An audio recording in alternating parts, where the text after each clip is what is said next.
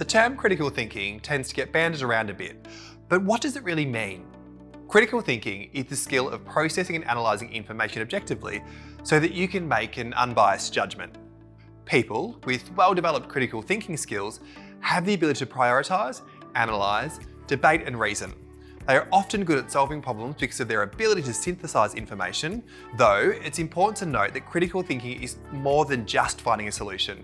In fact, relinquishing time to diagnose a problem properly and jumping into solution mode too quickly can actually be counterproductive.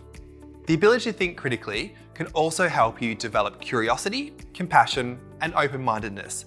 You're likely to be invested in not just your own thoughts, but in the thoughts of others. If you're looking to develop your critical thinking skills, it's important to understand what affects them. Let's take a look at biases to see how we might be getting in our own way when it comes to thinking critically. First up, let's explore cognitive bias. Bias can affect the way we perceive information. For example, recency bias is when you might rely on automatic assumptions that come from the most recent information consumed, rather than considering all of the information required to make a robust rather than lazy decision.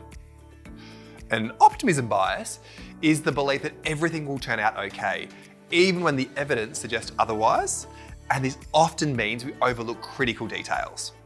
It's important to analyse what perceptions might be colouring your thoughts to see why you might be reacting in a certain way. Now, let's consider the role of emotions. Emotions can affect the way you perceive and act on information. For example, excitement can lead to your overestimation of chance of success, and anxiousness can negatively affect your decision-making skills. Taking a step back to reevaluate your responses logically can help you keep your emotions in check.